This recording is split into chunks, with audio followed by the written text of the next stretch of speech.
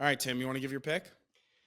I don't really want to, but I'll give it. And it's disgusting.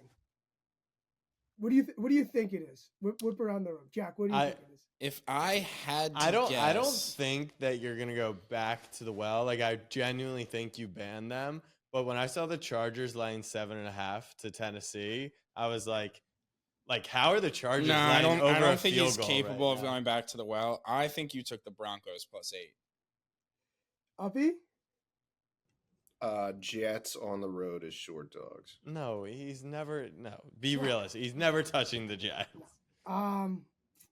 New Orleans +4 at home against Atlanta. Yeah, that's easy. You don't think that's gross? That's easy. No, I don't think that's gross. Atlanta should never lay a field goal. It doesn't matter if they're playing the Panthers. It doesn't matter if Patrick Mahomes goes and plays for them later in his career. The Atlanta Falcons in a divisional matchup laying a field goal. I've played this line 1,000 times in my life. They've never once covered it. Actually, they covered it against Tampa Bay because we thought Baker was going to be suspended. So, to be fair, it was 2.5 when we liked it, so it wasn't over a field goal. Let me just say this: we talked in the beginning about how some of these spots aren't what they used to be, and they over adjust. Like this line 10 years ago would have been 6, now it's 3. This line to me is one of those that actually stands the test of time, because I'll just tell you a quick story. The look ahead for this game 1 week ago, okay, was going to be Atlanta -1. Since that time, the Saints lose as big favorites to Carolina. They fire their coach, they trade Lattimore, and they lose Chris Olave. Atlanta, in the meantime, beats the corpse of the Dallas Cowboys with Dak Prescott, who leaves the game. They get Drake London banged up, Grady Jarrett, a couple other injuries as well. And now all of a sudden, Atlanta's laying 4. That, 3 points, we're going through a field goal, all that, mind you, could be a positive that Dennis Allen got fired. And it also could be a positive that they lost outright to the dreadful Carolina Panthers, because teams off an outright loss as 6 or more point favorites the following week, 55% against the spread. If that game's a divisional game, 57% against the spread.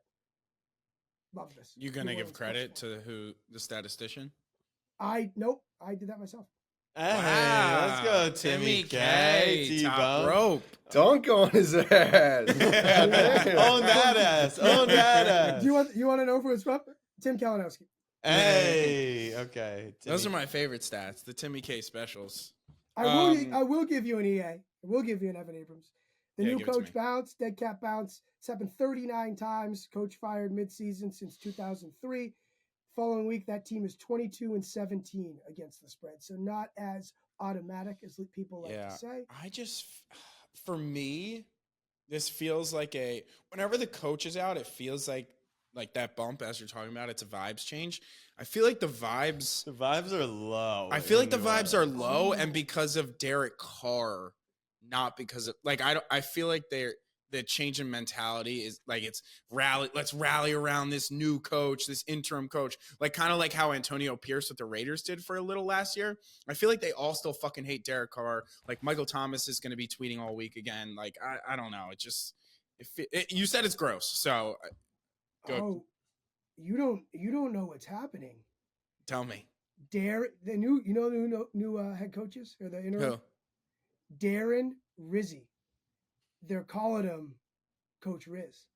Well, holy fuck! I mean, that's worth at least a you should have just led with that. Give us the Riz face. I know you know the Riz face. Come on. Players in the locker room are wearing Merry Rizmas shirts. Yo, you should have just left all those dumbass Timmy K stats at the door and just bring the boom. Bring the boom, Timmy K. So all right, I love it now. Yeah, I also I like this had spot. sex with a girl in college, last name Rizzy. Oh, for what it's worth. Okay. Any relation? His daughter, dude? I'm gonna have to ask. This is the Casey wheeled his daughter bet of the week. Yo, congrats on the sex, dude. Appreciate it. it. No, that was huge. If any girls are watching this, I have. They're not. They're not. They might be. They're though. definitely not. I can assure you of that. Even with your 7-2 record. Want to play devil's advocate on one thing. Not even about this bet specifically, because I mentioned divisional home dog getting over a field goal. I think we're in this tricky part of the season where we've never seen so much disparity between the top teams of the league and the bottom teams of the league. And I wonder if the broken down Saints, because I know wide receivers don't move lines a ton, but like the wide receivers they're rolling out there, and I guess you make this argument with the Buccaneers, right? They rolled out a cast of characters that are very comparable. But like we found out that MVS is on the Saints. Like who knew that was to the depths of hell that they were in?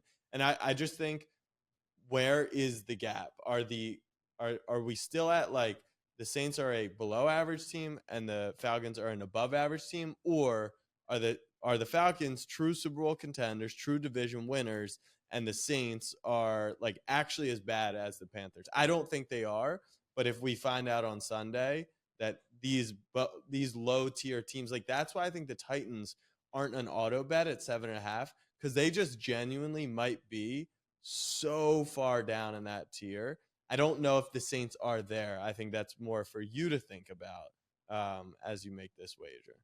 Well, I just even what do you think of Atlanta, right? Like, what do you like?